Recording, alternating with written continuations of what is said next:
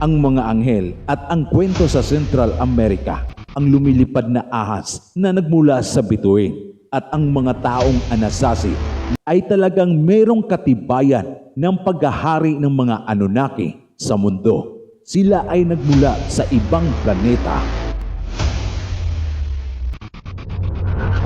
Hindi ka panipaniwala ang natuklasan ng mga arkeologo ang kanilang pinaniwalaan, isang bungo ng reyna. Noong 1927 sa timog silangan ng Iraq, kung saan na pinaniwalaan ang lugar ng Mesopotamia. Natagpuan ang labi ni Queen Po Abi na mayroong hindi pangkaraniwang na malaking bungo na katulad ng sinaunang Egyptian paraon at ang mga natuklasang mga bungo sa Peru. Ang bungo ng reyna ay nagbibigay ng karagdagang katibayan ng sangkatauhan, ang pinagmulan ng mga ekstraterestrial. Ang paglalarawan ng reyna ay lubhang kakaiba, isang ulong napakalaki na hindi normal na tao. Maaring siya ay human hybrid.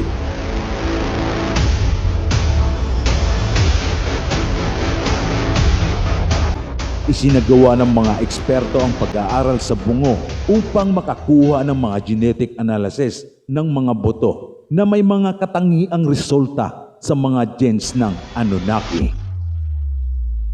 Ang interesanteng kwento tungkol dito kay Queen Po Abi, ang First Dynasty Queen.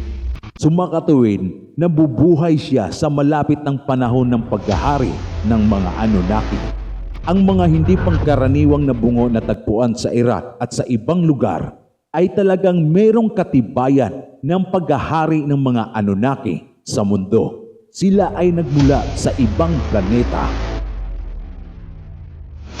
At sinasabi ng mga sinaunang tao ang mga nilalang na ito ay nagmula sa langit. At kung gayon ay maaaring parehong kwento sa iba pang mga nagpatotoo na inilarawan ang pagkatulad ng nilalang ang mga natagpuang mga sinaunang sulatin. Ang mga anghel at ang kwento sa Central America, ang lumilipad na ahas na nagmula sa bituin at ang mga taong Anasazi, mga Native Americans sa Southwest, na kanilang paniniwala na mayroong mga nilalang na nabumaba sa lupa na nagmula sa langit. Ito ay isa sa mga pinakapaniwalang tema sa sinaunang mitolohiya at relihiyon. May basihan nga kaya ang mga kwento sa katotohanan.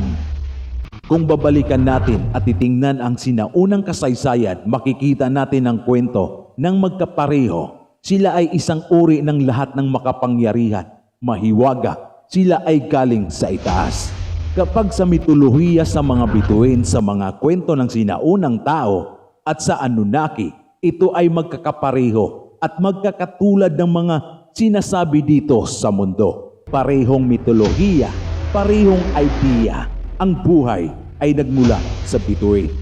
Sa buong mundo, nakahanap ang mga eksperto ng sinaunang kwento ng extraterrestrial na nilalang na pagdating sa Earth, na impluwensyahan ang sangkatauhan.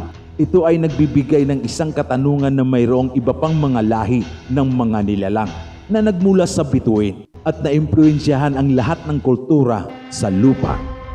Gumawa ng mga kwento ang mga sinaunang tao sa buong mundo na tinatawag na Diyos ay talagang nakakatulong upang mapatunayan ang sinaunang tao ay talagang nakikipag-ugnayan sa mga extraterrestrial. At kung gayon, posible ba ang mga reliyon na kwento, ang mga taga-ibang daigdig o mga taga-langit ay nakikipaghalubilo sa mga sinaunang tao, ang mga anghel, na magkatulad sa kwento ng mga Anunnaki batay sa kasaysayan ayon sa ilang mga mananaliksik?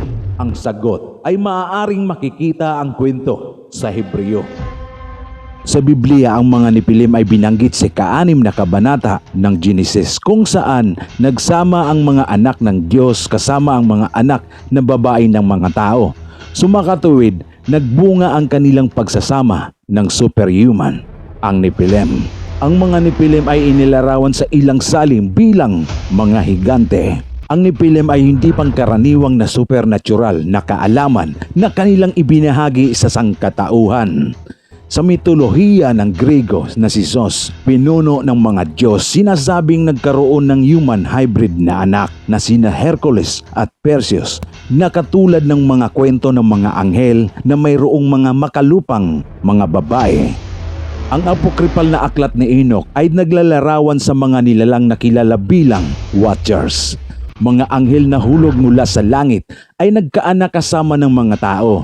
Maaaring ang mga kwentong ito ay talagang may mga pinagmulan sa mga sinaunang kwento ng Anunnaki. Maaaring mukhang tama ang kwento ng mga Anunnaki kung ihambing sa katotohanan ang bawat kultura sa buong mundo, mula sa mga Hindu hanggang sa mga Grego, ang mga Romano, Egyptian, Mayan sa buong mundo, na mayroon tayo isang katulad ng paglalarawan sa mga nilalang na ito na nagmula sa langit ang pagkaroon ng mga anak ng tao na may dugong banal.